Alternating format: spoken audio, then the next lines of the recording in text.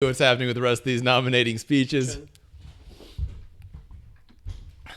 Yes, sir. All right. We have 2 minutes before we will get started again. Oh, we have 2 minutes. Let's fast forward in time a little bit. Mr. Chair, Liberty and to the principles of a free society. We need and must nominate the candidate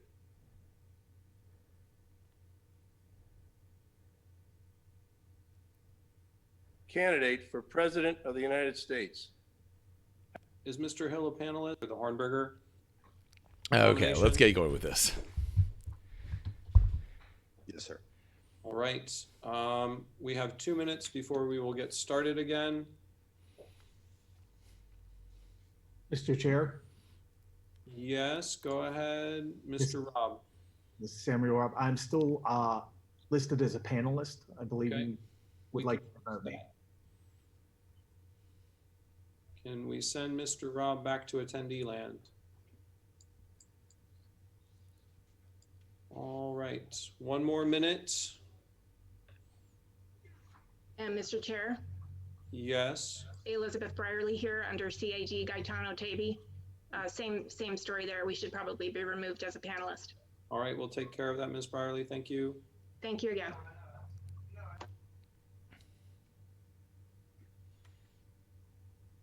All right, there's been a point of personal privilege requested that people who are not involved in the nominating speeches turn off their video out of respect for the nominators. It is now 2:30 Austin time. We will return to order. The next item is nomination speeches for Jacob Hornberger. All right, everyone people, should here be we go. panelists. You can unmute yourselves and start when you would like, and we'll start the clock when you start. Mr. Chairman and fellow libertarians, my name is Howard Blitz, delegate from Arizona, and I rise to second the nomination of Jacob G. Hornberger for the Libertarian Party's 2020 candidate for President of the United States. I've known Jacob for over 20 years, and he is one of the best articulators of our philosophy I have ever known, which is why our party awarded him the Thomas Paine Award for Excellence in Advancing Libertarianism. He understands our philosophy and principles, and he stands for what is right. This year, we libertarians have a tremendous opportunity. The American public is fed up with both Republicans and Democrats for their total disregard for the Constitution. Both of them have sunk drastically with their embrace of the welfare warfare state that has destroyed our freedom and well-being.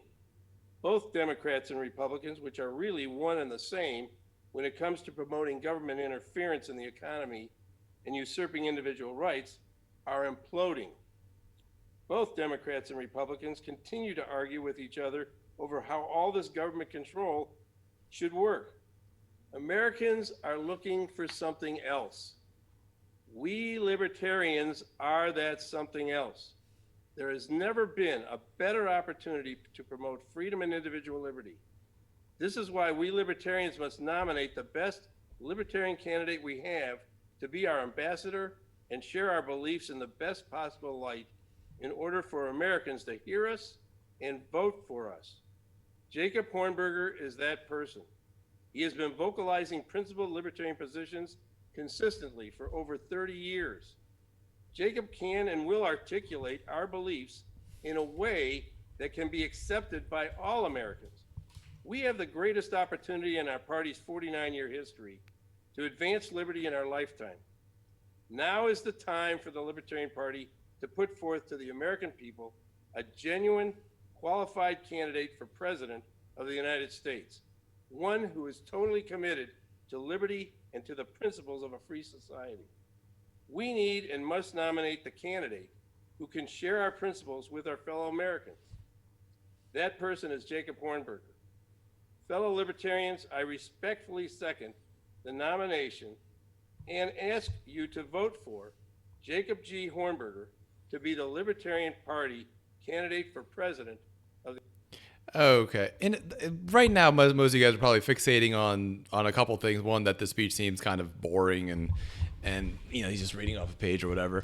But don't let the boringness hide what's even worse. We haven't talked about a single cut to government in that whole speech. People are fed up with Democrats and Republicans, yeah, but they keep voting for them. You can be fed up with a thing and keep doing it. I'm fed up with having to exercise every day. I still do it. I'm fed up with having to bathe every day. I still do it. Just because you don't like a thing doesn't mean you stop doing it. He hasn't talked about any of the things that differentiate Jacob, which is bizarre because Jacob is boldly opposed to most types of government. He's opposed to Medicare, Medicaid, welfare, warfare, all of it. And yeah, I know he kind of hinted at ending the welfare warfare state, which is the most abstract, least offensive way to bring it forth, the way to most guarantee to make sure that people ignore your message because they didn't understand what the hell you just said. That's what we're seeing over here. I have literally no idea what in the possible world is the purpose of this. Why would you have somebody nominate you and not talk about any of your positions? That's what differentiates us. Not that Jacob is a pretty nice guy. I'm sure he is. So the hell what? When you're doing this, you don't even need a pretty nice guy. If you want to beat the biggest bully on the playground, that's Donald Trump, you need a bigger bully. Is Jacob that person? I don't know. I hope to find out, and I hope he says something that shows that he has the strength and personal force to actually take it to Trump. For the United States. I yield my time. Hi, my name is Angela McArdle.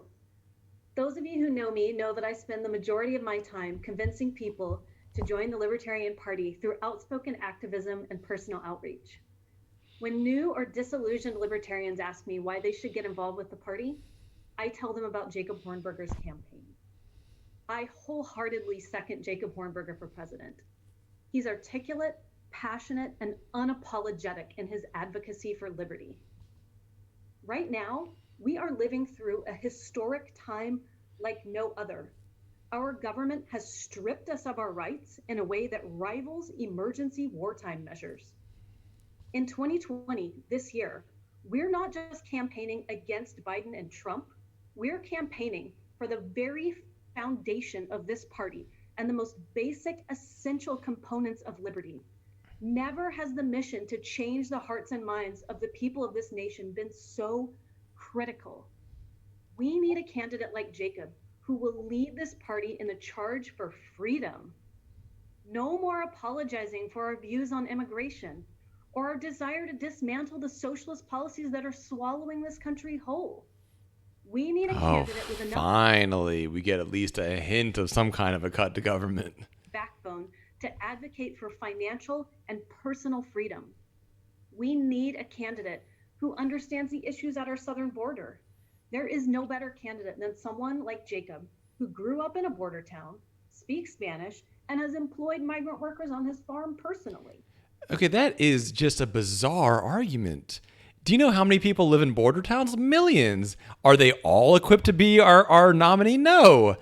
Jacob Hornberger has some strengths. Let's talk about those strengths that differentiate him from every single, just random village idiot who lives on the border. There are more pressing things than having some sort of a early childhood experience with this. Jacob Hornberger is ready to cut some things. Let's hear about that. Cutting Medicare, Medicaid, welfare, warfare, and all of that stuff. Is he going to be able to dismantle stuff? Because I'm not sure that he is based on this speech. Here's why. If he can't get the point to his spokespeople that he wants to cut government, how the hell is he going to get that to the media? How is he going to get any of this actually into the media if he can't get it to his own spokespeople? We need a candidate like Jacob, who will openly declare that we must bring our troops home. Oh, thank This God. should not be a negotiable point for any libertarian. Finally, that's an actual cut to government. Finally. We need a candidate who understands our trillion-dollar economic crisis. We need someone who isn't afraid to call out the socialist programs of the left and right and can articulate this to the people. This is the kind of messaging that will unite the party and reignite our passion for liberty. Jacob is our respectable and radical candidate. He's not afraid to share the controversial, common sense facts that the drug war is a failure, that acts between consenting adults are no one else's business, and that government handouts do more harm than they do good. Libertarian presidential candidates are our torchbearers. They have a monumental and sacred job ahead of them. They exist to win elections, educate the public, and push the Overton window in the direction of freedom. Jacob Hornberger is committed to all of these goals, and that's why I endorsed him for president in 2020. Go, Jacob, let's start another revolution. Hello, friends. My name is North Carolina Delegate Thomas Hill, and I'm honored and humbled to second Jacob's nomination for president. As a Libertarian candidate, a local candidate, I'm the candidate for county commission here in Cabarrus County, and I look forward to, like many down-balloted candidates, I look forward to joining Jacob and going door to door, shoulder to shoulder with him to the poorest minority neighborhoods and communities in my county, just like Jacob Hornberger did, along with vice presidential candidate Spike Cohen, when they came to Wilmington, North Carolina, and actually dared to go into neighborhoods where police and angels fear to tread. I'm a little biased, but I believe in my heart, and I know in my head that this campaign, Jacob Hornberger's team, is the best equipped to hit the ground running post-nomination. We didn't wait to win a nomination to start putting together our team. And I'm excited to announce today, I got off the phone earlier with Dr. Mary Ruwart, and should Jacob win this nomination, she will be joining our staff, not only as an advisor, but also to travel, go to have webinars with Jacob, tell the American people the evils of the FDA. Think about the environment we live in. Well, that's an unexpected move over there. Mary Ruwart should have been the 2008 nominee. However, because like every anarchist on earth, she opposes government laws of any kind, including the government laws against child pornography and age of consent. Not that she thinks those things are good, obviously she doesn't. But because she opposed those laws, she didn't get the nomination in 2008. Instead, it went to a Republican lightweight, Bob Barr. Mary Ruwart is as radical as it gets, and it's an interesting thing to see that she's willing to be part of Jacob's campaign. And with the COVID-19 crisis we're living in, who better to have on your team than Dr. Mary Ruwart to make sure that this candidate and this campaign is prepared to go into a very hostile environment. This is a time where Dr. Hornberger and whoever the presidential nominee is, with the help of Dr. Mary Ruwart, they make a great team. And who better to have helping you to get across what we know in our family to be true, that libertarianism is the most compassionate philosophy for humanity. And what better than to have the author of Healing Our World, the libertarian bestseller, join our campaign to help us do just that. So I wish you would join me, my fellow Libertarian Party members, my friends, and more importantly, my Libertarian Party family, in honoring Jacob Hornberger with the 2020 nomination that is so coveted by so many. Thank you so much.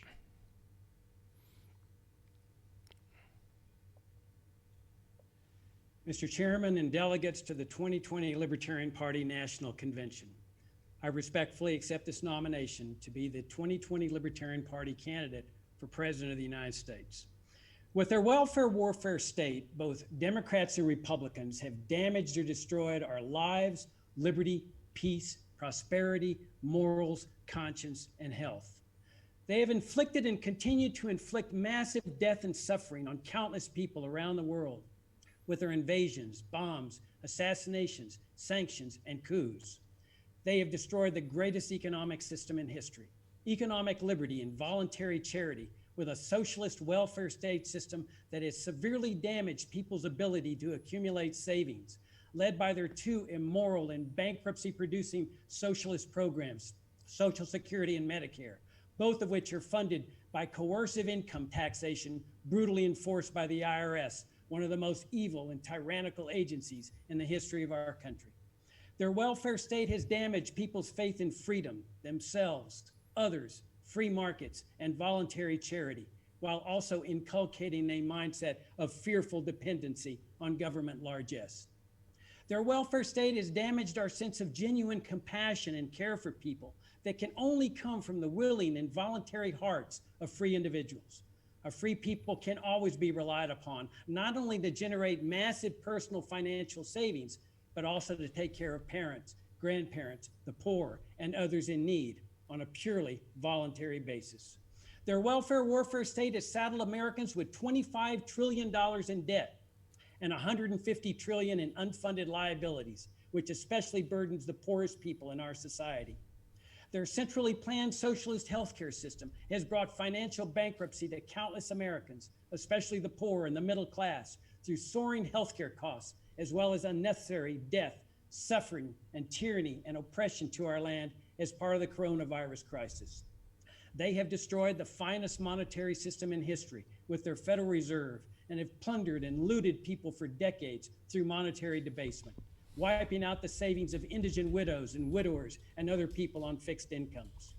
They have destroyed liberty and privacy with their evil, immoral, deadly, violent, corrupt, destructive, and racially bigoted war on drugs, as exemplified by Michael Holmes, a black man in North Carolina who has now served 30 years of a 200-year jail sentence for a nonviolent drug offense. They have brought death, suffering, and a police state with their immoral socialist system of immigration controls, as exemplified by the bodies of a young father and his 3-year-old daughter recently found on the shores of the Rio Grande, as well as their police state highway checkpoints that subject poor, dark-skinned Hispanic Americans who are traveling inside the United States to intrusive personal searches. Worst of all, they converted our limited government republic to a national security state with totalitarian powers, one that subjected many unsuspecting poor people to horrific drug experiments. We libertarians are the only ones who can lead America out of this horrific morass. We are the light of freedom and conscience that shines through this darkness of death, suffering, socialism, tyranny, coercion, and oppression into which both Democrats and Republicans have plunged our nation. We need to bring all the troops home from everywhere and restore America's founding foreign policy of non-interventionism. We need to dismantle America's welfare state and restore America's founding system of economic liberty, free markets, and voluntary charity. We need to recapture the genuine sense of care and compassion for others that can come only out of the willing and voluntary hearts of individuals, guided by religious and moral considerations and the exercise of individual conscience, rather than the gun of an IRS agent or the banality of a welfare state bureaucrat. We need to restore faith in family values and in the freedom of children to honor mother and father on a purely voluntary basis. We need to restore faith in people to take care of seniors and the poor, the needy, and the disadvantaged on a purely voluntary basis. We need to separate healthcare and the state and restore our founding system of a free market healthcare system. We need to end the Fed and establish a sound money, free market monetary system. We need to restore religious, moral, and freedom principles and care and compassion to our land by opening the borders to the free movements of goods, services, and people, especially the poor who are seeking to sustain or improve their lives through labor. We need to legalize drugs, all of them, and leave drug treatment in the private sector. We especially need to empty our prisons of the thousands of African Americans and others who are rotting away in jail for nonviolent drug offenses. We need to dismantle the income tax and the IRS, whose political plundering and stealing finance their welfare warfare state. We need to free the American people, to show the world how a free people bring economic prosperity, personal savings, and genuine care and compassion to a society by voluntarily helping those in need. We need to dismantle the national security state and restore our nation's founding governmental system of a limited government republic with just a basic military force whose only mission is to protect the United States. These are the things we need to do to achieve our goal of a free society. We libertarians are the only ones who can lead America to freedom and genuine charity, care, and compassion. And there is but one way to do that, through the application of our libertarian principles. That's why I've entered this race to be your 2020 presidential candidate. I want to be free in my lifetime. I want everyone to be free in my lifetime. I want to restore the freest, most prosperous, and most charitable, caring, compassionate society in history. To achieve freedom, we must act with courage, steadfastness, perseverance, and determination. I say, let's wage a bold and aggressive campaign against these people, Democrats and Republicans alike, who have destroyed our liberty and our well-being, and who have inflicted so much damage on the exercise of conscience and the genuine care and compassion that come with a free society. We are the party of principle. Let's be bold. Let's run a campaign of principle for the party of principle. Let's lead America and the world to the highest reaches of freedom, peace, prosperity, care, compassion, health, and harmony that mankind has ever seen. Mr. Chairman and delegates to the 2020 LP National Convention, it is one of the greatest honors of my life to accept this nomination to be your candidate for President of the United States. I also want to take this opportunity to endorse Spike Cohen as Vice President. Spike and I went door to door in the poorest African-American neighborhoods in Wilmington, North Carolina, getting unbelievable positive reaction from every person we talked to. He is one of the most dedicated, committed, principled libertarians, a libertarian who's willing to walk the walk. That's the kind of person we need as Vice President. Thank you so much.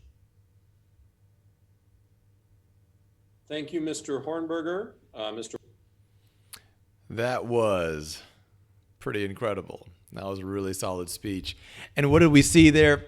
Here's the only quibble I have with that speech. He talked about all the things that we need to do, but he never said that he was going to do them. Now, that might seem like not a really big deal, but in politics, it matters a lot. Barack Obama talked about the problems of the drug war, but he never said he was going to do anything about it. And when he was elected, he didn't do anything about it. He just made it worse.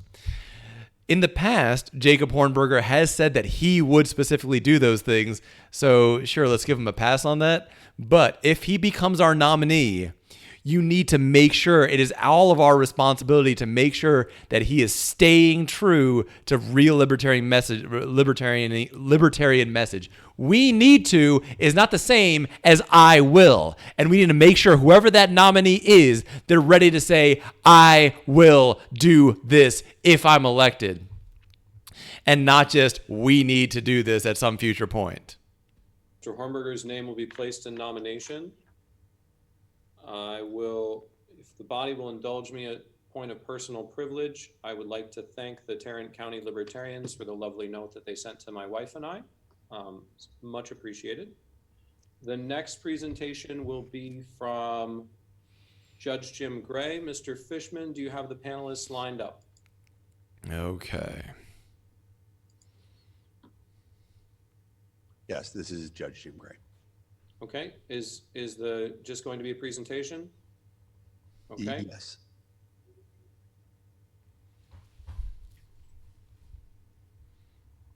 No, we do not have sound, Mr. Fishman.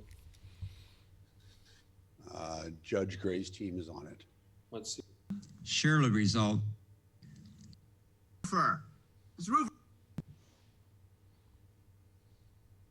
As someone who cares about people.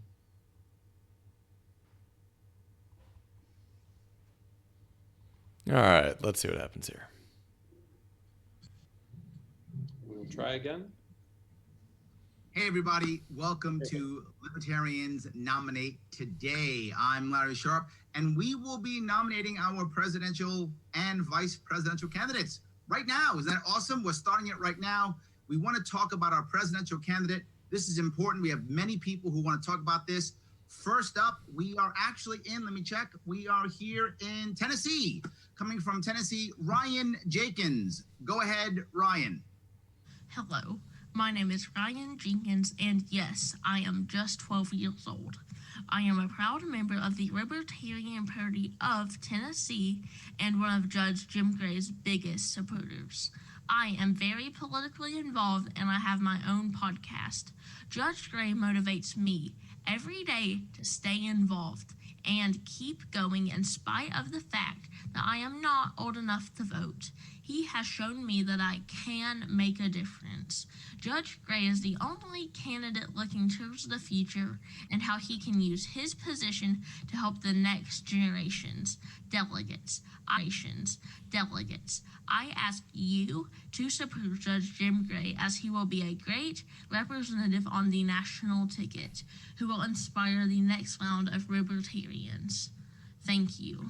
Ryan, yes, I'm so glad to hear that. Of course, we need to make a difference. You're right. And I really hope that we can. Okay, well, we're not going to take it easy just because somebody's younger. It's simply not true that Judge Jim Gray is the only person who's looking towards the future. Literally every presidential candidate is looking towards the future. That's what candidates do. So yeah, you put a cute kid and get some manipulation points, but all he said was stuff that is simply factually false. Things that are false, no matter how cute you are when you say them, are still false. This year, there are more people want to talk. Let me keep going if I could. Now we're going over to California. California, we're going to speak now to Chris Rufer. What? Chris Rufer, please, go ahead. Hello. All right. Chris Rufer is one of the biggest, supporters, donors. All right. I don't think I've ever heard him speak publicly in favor of a candidate before. This is unexpected. My name is Chris Rufer. I've been a lifetime member of the Libertarian Party for my entire adult life and a personal and financial supporter of many Libertarian candidates for many years.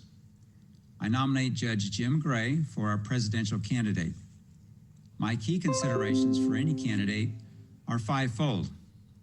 First, their understanding and commitment to our libertarian philosophy. Second, their personal and speaking presentation as a credible messenger of our philosophy, as well as someone who cares about people. All right, let me explain what that's code for. Somebody that looks like what somebody thinks a politician should look like. Someone like Gary Johnson, Bill Weld, somebody who looks politician-y. Older, respectable. You get where I'm going with this. That they can clearly exhibit caring about people. Third, their prospects for fundraising from both small and large donors. Fourth, their ability and commitment to devote full time to this campaign. Fifth, the best current and prospective name recognition. The selection of Judge Jim Gray, based on these factors, will 1, surely result in advancing libertarianism, and 2, provide us with the best chance of winning this election. Thank you. Perfect. Yes. Clear reasons as to why and why we want someone to have a chance at victory, to actually win. Great. I could not have said that better myself. I still have some more callers. Let me grab, if I could, another. We're going to Texas now. A former down ballot candidate, Lauren Doherty. Lauren, please go ahead. Hello, my name is Lauren Doherty, and I nominate Judge Jim Gray. 2 years ago, I ran for a local judicial position in Texas. This campaign was in response to the Twin Peaks shootings a couple of years earlier, when the local judge violated. Lauren has worked on the Libertarian Party staff. She's done a lot of great fundraising and all that. Like most fundraisers, she's going to be a little bit more moderate because radical views tend to scare the people who benefit from the status quo. So if you have people who are billionaires, millionaires, don't really want to see the status quo change all that much. But I mean, Lauren's a great hear her a lot. Let's hear the rest of this. The constitutional rights of nearly 200 bikers. I was the only candidate to challenge the incumbent, and I was proud that the Libertarian Party took this stand with me. Our campaign slogan was that everyone's rights matter, with the emphasis on everyone's. During this campaign, Judge Jim Gray was very supportive and very helpful. He helped coach me on the judicial system and campaigning. He spent hours talking with me about crucial topics, donated to my campaign, endorsed me, and encouraged me. He did all the things that candidates down ballot need from more experienced campaigners and party leaders. Judge Jim Gray was invaluable to me in my campaign. Who we nominate for president sets the tone for many things, both now and for years into the future. Judge Jim Gray was supportive of my bid for local office 2 years ago, and I am confident that he will use his position as our presidential nominee to support our candidates down ballot in 2020. Yes, Lauren, I'm happy you said that. People like you, down ballot candidates, critical. This is part of why we do this, to support down ballot candidates across the country. Absolutely. So I'm very happy that I have somebody here today, somebody next up who is very important to me personally, someone who's helped me to become a libertarian in the first place, someone who moved me many years ago. Now we're heading over to New Mexico. Yes, the one and the only, the amazing Governor Gary Johnson. Please go ahead. You all, the Libertarian Party, gave... Let's put this in perspective. Gary Johnson has already endorsed Bill Weld for president. So he can endorse Jim Gray for nomination, but unless he's going to be endorsing multiple people for president, he's already endorsed Bill Weld for president. Gave me a chance as your nominee in 2012 and 2016, and for that, I am forever grateful. In 2012, my running mate, as you are all aware, was Jim Gray. Jim is one of the best human beings that I have ever known. Honest, truthful, smart, hardworking, accountable, former Superior Court judge in California, Libertarian candidate for U.S. Senate in California. If you make Jim Gray your nominee, I guarantee no one will work harder to grow the Libertarian movement. And with that, I proudly put his name in the hat to be the Libertarian nominee for president in 2020.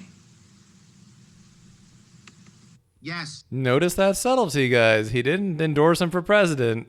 He endorsed him for Libertarian candidate for president, Libertarian nominee for president. That's no accident. Gary Johnson's a professional politician. He knows how to speak. Don't get fooled by that sort of down-home rustic charm, not knowing where Aleppo is business. He is a savvy politician, and when he phrases things in that way, it's not accidental. Gary Johnson's already endorsed for president Bill Weld. Governor, absolutely. Honesty, transparency, a good person, all the things we need at the top of the ticket.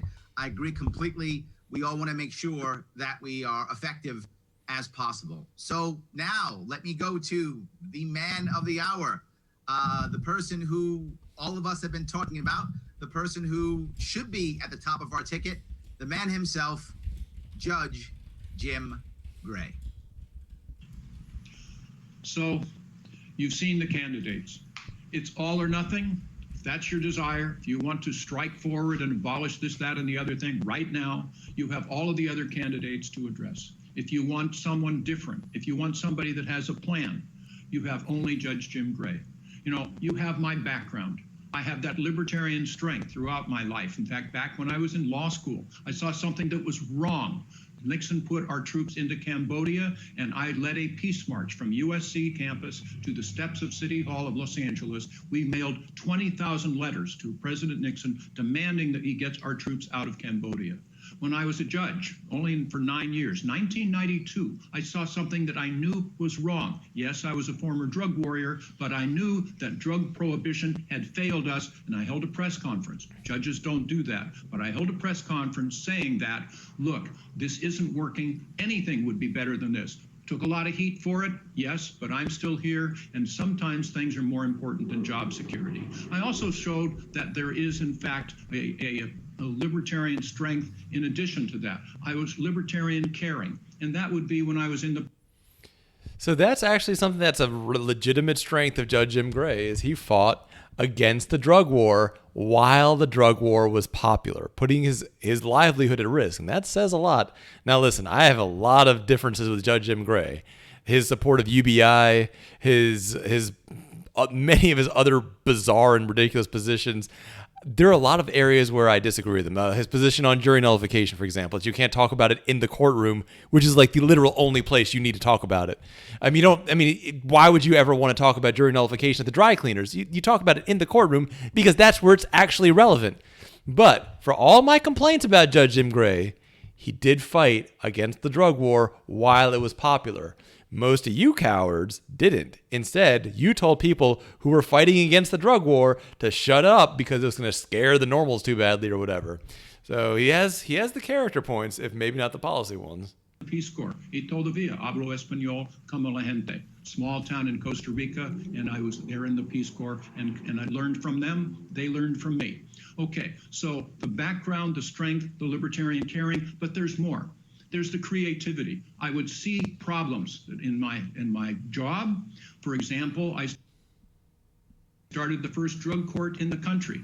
within 6 months of my taking the bench. Back in 1984, where I saw alcohol-related offenses were just not being addressed. We were putting people in jail and the rest of that, but not addressing the fundamental problem. So yes, I put that in. I received a letter, for example, from a woman. Dear Judge Gray, I was going to divorce my husband. He'd get drunk, he'd beat me up, he would be irresponsible with the children, but now he's on your program. Thank you, you've given me my husband back. That sort of creativity. Peer Court, where we actually addressed in 14 different high schools in Orange County now, where I live, we actually addressed juvenile delinquency issues and spread the message about mentoring not only to the subject, but also to the jurors and also to about 50 more students.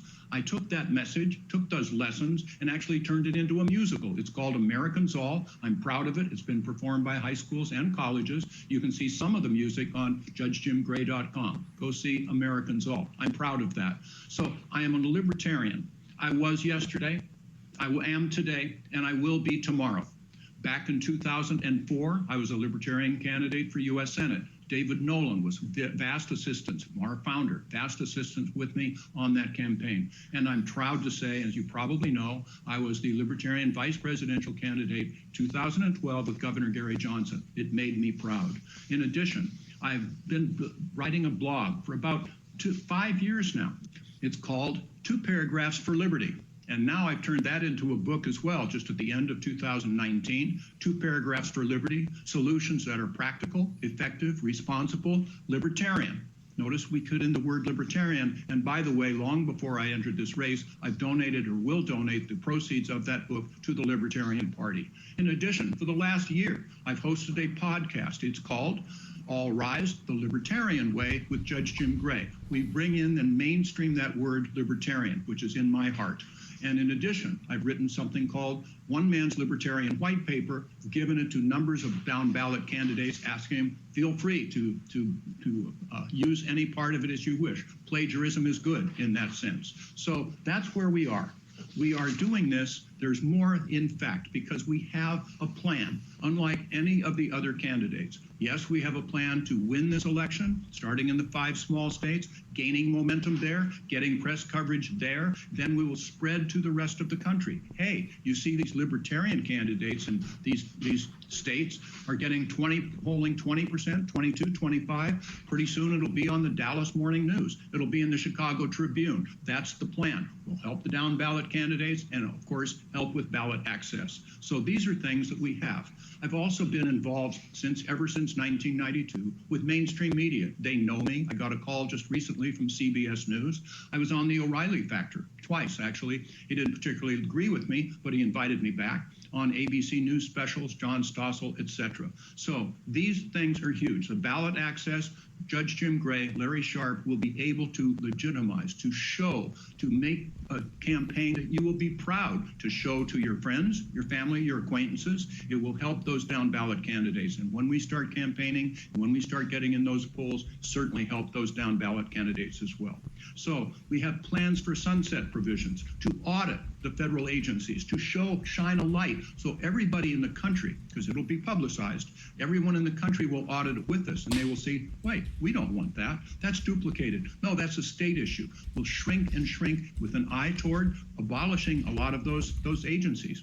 Bureau of Indian Affairs, Department of Education, that sort of thing. That's what we will be doing. So with that, I can tell you, to the other candidates, abolish the IRS. Yes, we'd love to do that. We have a plan. It's called From a Crutch to a Ladder, and this will help people climb out of poverty. Is it perfect? No, but it's making things so much better. And then when people see that it's better, they will start saying, oh, look, these libertarian programs work.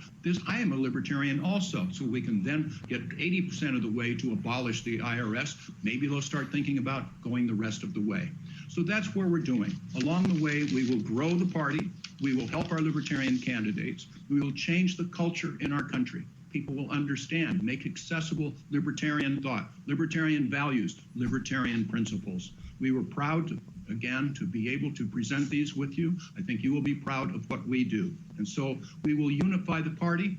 We will unify the country, which so desperately needs it now. They want that third voice, GraySharp2020.com. I'm sure that we will be able to make that happen. So as we promised, I vow to you again, you can visit us. You can join us, you can support us, you can help us move mountains. And if you do, or even if you don't, we will do you proud. Thank you for the opportunity of sharing these thoughts, and I certainly would appreciate your consideration and your support. Thank you. Good luck to us all. Yes, you heard it, everybody. Many reasons to support Judge Jim Gray. Make a difference, to have a chance at victory with both finances and support, to support the down ticket, to have someone at the top of the ticket who is both honest and transparent. And for me personally, one of the reasons why I'm behind the judge is he has a plan to make sure we can achieve all those things. And on top of it, he understands how important ballot access is. To me personally, here in New York and across the country, for many of you, ballot access also critical. I want to say thank you all for watching and for listening. Please support the judge, support this ticket, and thank you so much. I want to say I'm going to yield the rest of the time to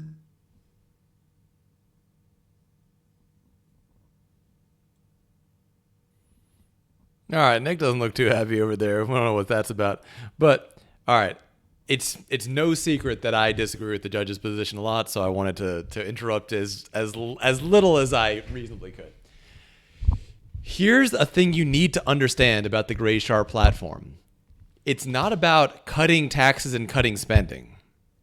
It's about cutting one type of tax, maintaining spending, and then and adding a different type of tax. That's how I understand it. There's additional welfare as part of their program. You have UBI, a negative income tax. I don't know what the difference is. They're not talking about a negative income tax the way you have in Alaska, where nobody pays any taxes, and then also everybody who lives there gets some money from the government because of the oil profits or whatever. They're saying some people pay taxes, other people get money. It's just regular welfareist wealth redistribution. So, I thought the presentation was fine. It was engaging. It was exciting. Larry Sharp is an incredible communicator. Of course, he did a great job with that. But I am not in the slightest bit sold. Nothing the judge said today quelled any of my fears about the fact that I'm not clear that he's actually trying to cut any government. He's not actually trying to cut taxes massively. He's not trying to end the welfare state. And I have character issues as well. Yes, it does speak to his character that he fought against the drug war while it was popular. But he's still fighting in favor of government schools. Voluntarily, on his own time. He's not saying he's a bad person or selfish or greedy, but he is a true believer in government schools, and that's a much bigger problem. During the debate, John Mon said, "I don't trust the government." Those are the words that I need to hear, and I don't hear Jim Gray saying those words anytime soon. All right, I think that was the conclusion of the Gray presentation.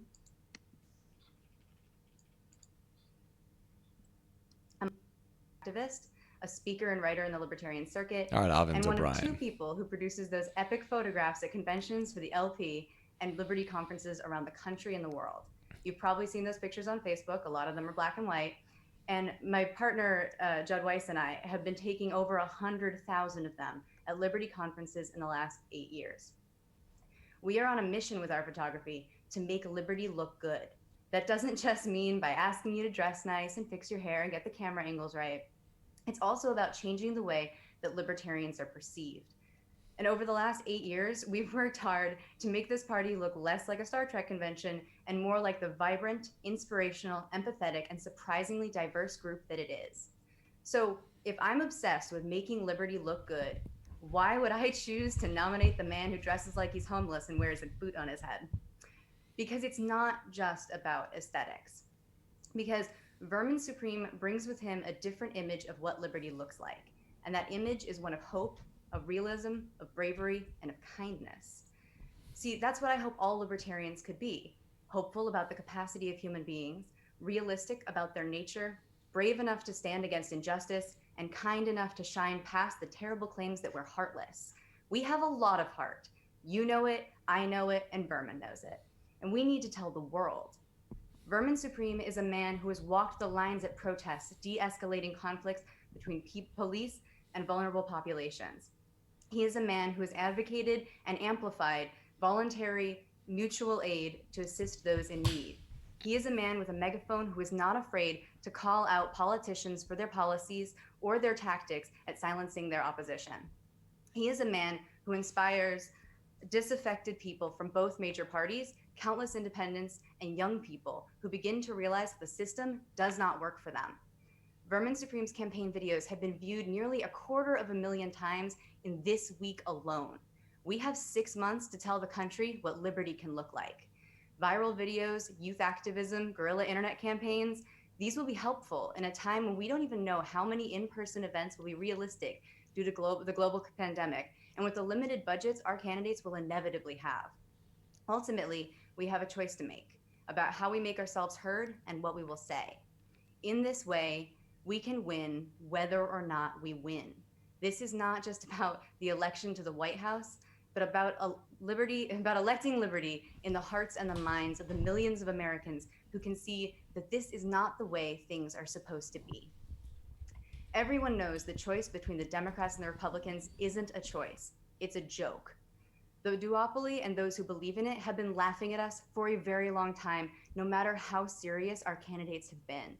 It's about time that we prove to them that we are in on the joke. With that, I invite you to listen to Hody Johns. Thank you so much, Avens. And thank you for your time and ear, delegates. I'm Hody Johns from the We're Libertarians podcast. Statistics say that everyone hearing my voice will have a friend or relative commit suicide. About 90% of you will contemplate it. This year, suicide rates have doubled. Once every 20 seconds, someone will end their own life. Our platform states our goal is nothing more nor less than a world set free in our lifetime. There is a deadline here. And every 20 seconds, a lifetime will end unfree and we will fail to meet this goal. It's not just suicide. Depression is rampant. The top reason for heavy drinking and recreational drug use is to escape reality. What is it about reality that we are all literally dying to try and escape? Why is it that we are experiencing record despair in a time when we have rights our ancestors only dreamed of?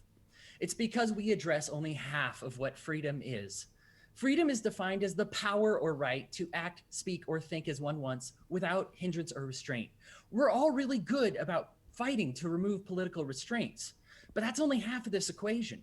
Freedom is not merely getting out of the way, it is also giving people the power to be free. It is not just taking obstacles off of the path, it is giving them the power to walk that path. They need to hear and see you are the power. All of the candidates you will choose from are fine with you living how you see fit, but only one of them will see you as you are, throw glitter on you, sing a song about you're his friend, and celebrate you just being. All right. Let's cut past the BS for a moment. First of all, Vermin will see people as they are, I'm sure, under some occasions. But I'll tell you from personal experience, Vermin has absolutely refused to have any kind of discussion, any kind of legitimate, in-depth, intellectual discussion about some of the challenging topics, including age of consent laws.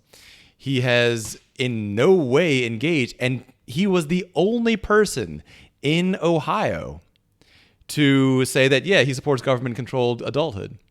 All of the other candidates asked the question, who have thought deeply about libertarianism for a long time, considered the issue and said, well, I don't believe in government laws, so I don't believe in that government law. Here's my alternative ways to solve the problem. Vermin Supreme, as a supposed anarchist, said, I'm an anarchist, but I believe government should handle that. And that is an incoherent position, not a position that in any way he's discussed or analyzed or put any legitimate intellectual thought into, rather just simply played into the fear-mongering that the Republican lights have always done. I've been wondering if Vermin's a status-like candidate or anything, or a joke or something else. And so far, I've seen him do really well in some debates, including the most recent one. I thought he did a great job. And I've seen him do really poorly. But to say that he's somebody who is willing to authentically engage in conversations on difficult political and intellectual topics is simply factually false. I don't think that Hody means anything bad by what he's saying, but he is saying something that is not true. You. For all of our talk about political borders, these walls are only built because of borders in our hearts, and until those walls come down, the walls that divide neighbors will stay up. Tolerance is better than intolerance, but it is not good enough. People ask, what do you want? A parade for being yourself?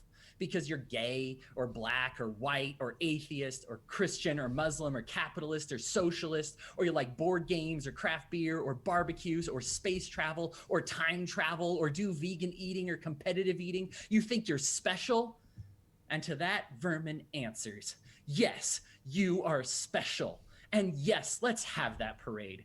I am exhausted of feeling like who I am and the things I like aren't special. They're special to me, and you should feel special to you. So again, this is one of my other concerns of playing into identity politics rather than into substantive political discourse. We get that Vermin knows how to do identity politics. No one's questioned that. Vermin's skill with identity politics is the best of all the current candidates. But what about his political acumen? During the debates, he was reading off a piece of paper. If you saw the videos, you saw his Facebook, you could hear the Facebook chimes going off every second. I don't know if that's his supporter sending him the answer, but he was reading his answers. That's fine. You can read answers during a debate, but you need to show that you have the deep skill and political acumen to be able to handle these under tough interviews, aside from being able to turn them into a joke. Vermin's a funny guy, no question about that. He can turn things into a joke, no question about that. He's great at identity politics, not going to argue against that. But does he have the intellectual and libertarian depth to actually analyze the challenging issues or just the non-challenging issues in a back and forth legitimate debate? I haven't seen him do it so far, and I'm not totally sure that he's up for it. Hody seems to think he is. That carries some weight for me. I have a lot of respect for Hody. But even Hody's only talking about his skill with identity politics, not with political politics. Let's celebrate our various identities and activities together. Do you think there's too many parades, too many fireworks, too many ponies out there? Our libertarian message for too long has been one of leaving people alone so that they can be weird alone and die alone. Instead, celebrate with me, live with me, and let's cherish being weird together. We've become disaffected, disillusioned, and disgusted. Man was not made to live this way. Hell is described as loneliness and darkness. Heaven is described with feasts, music, togetherness, and light. We are not made to be sad. We are made to have joy. Dance if you want to, sing if you want to, study economics if you want to, wear a boot on your head if you want to. Libertarians, we have tried being irritable, miserable, principled geniuses for years. It hasn't worked. Today onward, let's be something different, something that works, cheerful and fun, principled geniuses. It is time to tell the world we will not just tolerate your existence, we love your existence. And that is why we need Vermin Love Supreme. Now, ladies and gentlemen, let's hear from literally Spike Cohen. Thanks, Hody. Hey, everybody. My name is Spike Cohen, and I'm Vermin Supreme's running mate. The reason we're all here today is to determine who should be our next presidential candidate. And if you're like me, your biggest concern in deciding who we should choose for that role comes down to two things.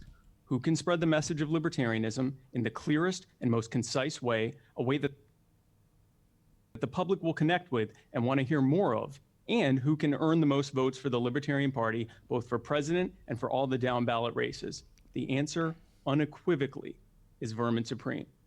The only one who has figured out how to play the government and the media for the fools they are. Folks, in every election we fall into, the same trap that the Republicrats and their craven media set for us. They tell us that if we put up a respectable politician and have them show up and give agreeable interviews and conduct themselves the exact same way that the Republican candidates do, that this time, at long last, they will give us a seat at the table. And every time we fall into that trap, and every time they do what they plan to do all along, they subject us to endless grilling, and the very second we misspeak, they say, aha! He doesn't even know what Aleppo means. He can't possibly take him seriously. Voting for a third-party candidate is a waste of time. It doesn't matter how respectably we perform, because the very second we make even the most slight human error, they'll call us a joke. But Vermin turns that trap around on them. He leverages their desire for something entertaining to get ratings and ad revenue, and then he uses it to make them into the joke and show the audience that the Republicrats and the media are a waste of time. Okay, guys, listen. I have a lot of respect for Spike, and the fact that he's supporting Vermin is like one of the only reasons that I even looked at Vermin's candidacy seriously at all. But Spike isn't right about this particular point. If you are skilled at interviews, there are many ways to force the interview onto the topic that you want. Gary Johnson's just bad at interviews. He doesn't know how to control a moderator. He doesn't know how to make the interview about what he wants it to be about. Gary Johnson is just just not good at it. He used to be good at it before he lost his nerve or whatever the hell happened to him. But he used to be an okay interviewer. He's just not good at it. When you are the candidate and you're asked a question, you need to be able to make that question about what you want it to be about. Steamroll the interviewer if you want to. Vermin has a solution to it. That's true. It's a clever solution. No question about that. Is it the only solution? No, of course not. And you have quite a few candidates who are running that have the skill to make the interview about what they want it to be about. And he brings them over to our side. I'll give you 2 examples of him doing just that. Every election, the New England College Convention hosts all of the major presidential candidates for that cycle. In 2016, Donald Trump, Hillary Clinton, and Bernie Sanders were there. This year, they had Sanders, Liz Warren, Tulsi Gabbard, and Vermin Supreme. He wasn't just the first libertarian presidential candidate they've ever invited. He's the only third-party candidate they've ever invited. They invited him because he's hilarious and because the students who help organize it love him. So he showed up, did his usual satirical routine for a few minutes, and then he started talking to the audience about libertarian ideas like self-ownership, non-aggression, and voluntarism. He encouraged them to read our platform and to join our party if it resonated with them. He got a standing ovation, and people there signed up for the party and signed ballot access petitions. A couple days later, he did an interview with Insider Magazine, a publication with a reach of over 80 million. And he did the same thing there. He shared the libertarian message. There are countless stories like this that I could tell you. And in every single one of them, no one else running would have had the opportunity to invade the spaces of the duopoly and convert their supporters to our side. And here's why.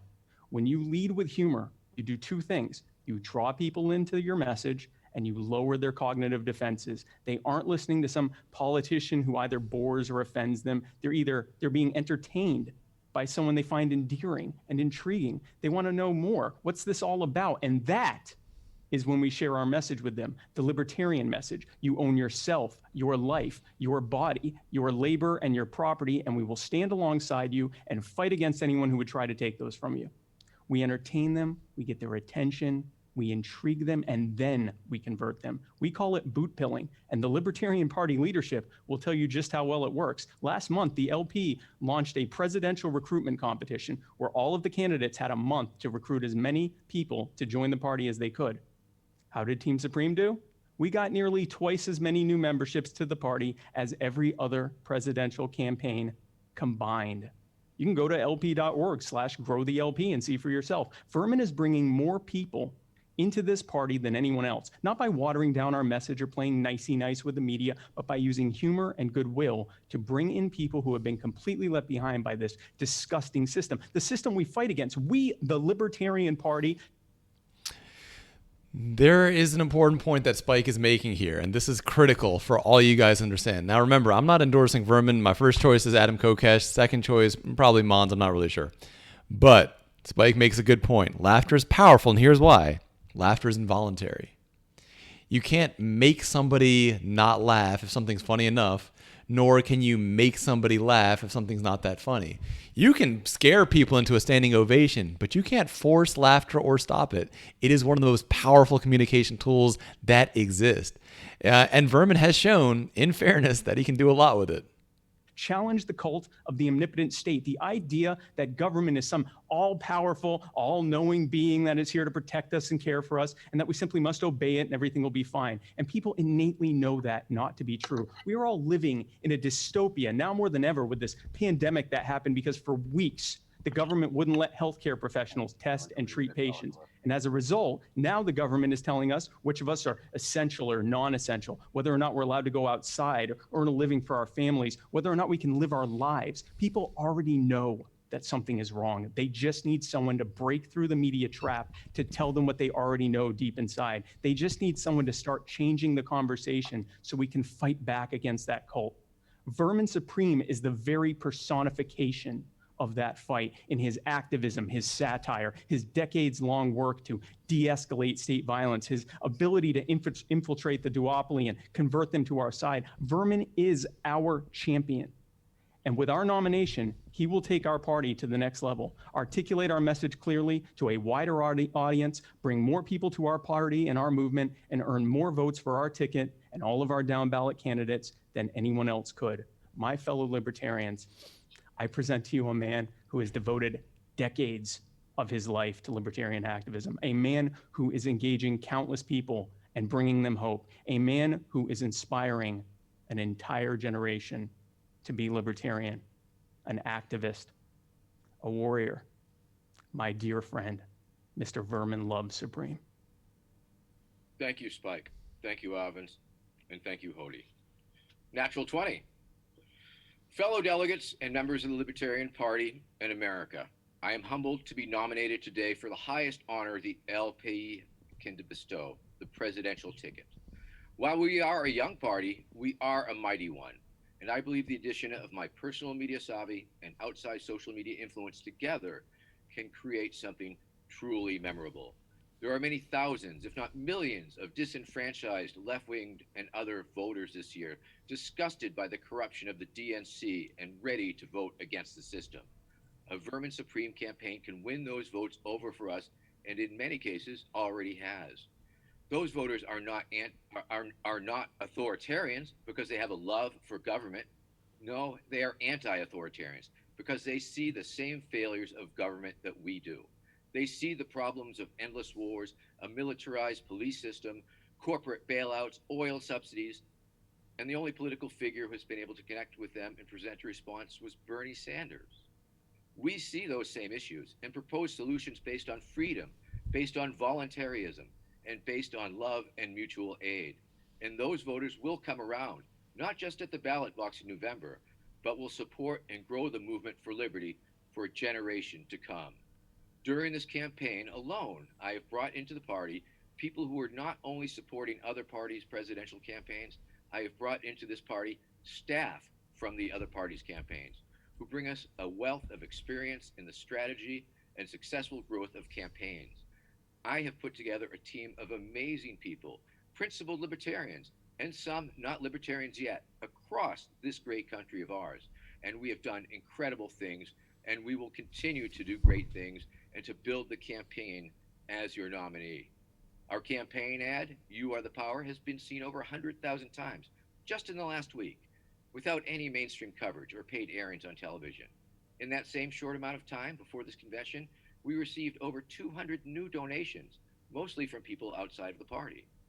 I fully respect the practice of delegates choosing the vice presidential candidate, and if you watched the VP debates that took place, I trust that you, like I, will agree that Spike Cohen is the correct choice for vice presidents. The chemistry, the balance, and the shared visions of our messaging work very well together, and I feel that he is my most workable partner in spreading the message of liberty to the rest of the country. While I can speak passionately on many topics, those that I am weaker on are those where my partner shines and our voice is amplified and strengthened as a ticket in this way. Remember, an endorsement for Spike Cohen is an endorsement for Vermin Supreme. Our party has fantastic candidates running for our nomination this year, and I would like to publicly... Clever move. You saw that Jacob Hornberger endorsed Spike. Vermin has cleverly taken that upon himself. No one's going to argue against Vermin's media savvy. Publicly thank them and invite them to join my team if I am blessed to receive your votes. I would enjoy nothing more than a Supreme Cohen ticket with Jacob Hornberger as an economic advisor, with John Mons as an outreach coordinator, with Dan Berman and Joe Jorgensen as media surrogates, and with every single one of our candidates united behind the nominee. We do our best as a movement when we stand united, and I want to see us leave this first... I'm sorry, Mr. Supreme, your time is up. Please thank finish you. up, Mr. Supreme. Thank you. Together, we can see a world set free in our lifetime. Thank you. Thank you. Mr. Supreme, your nomination is entered. That concludes the nominating speeches. Thank you to all of the presenters. We will now move to a vote. Votes will be done by delegation. All right. All right. So there we have the nominating speeches.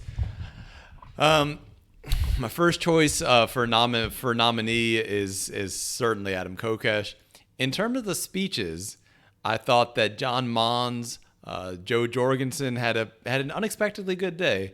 I thought Joe's speech was probably the best speech. Hornberger was probably a close second. John Mons is somebody who I think I is my second choice, but the best speech today, honestly, it's kind of a toss-up between Hornberger and Jorgensen in terms of who actually gave who gave their own specific speech. Honestly, Joe Jorgensen's strength hasn't been public speaking in this campaign, but should really turn it around today. All right, guys, I'll talk to you later.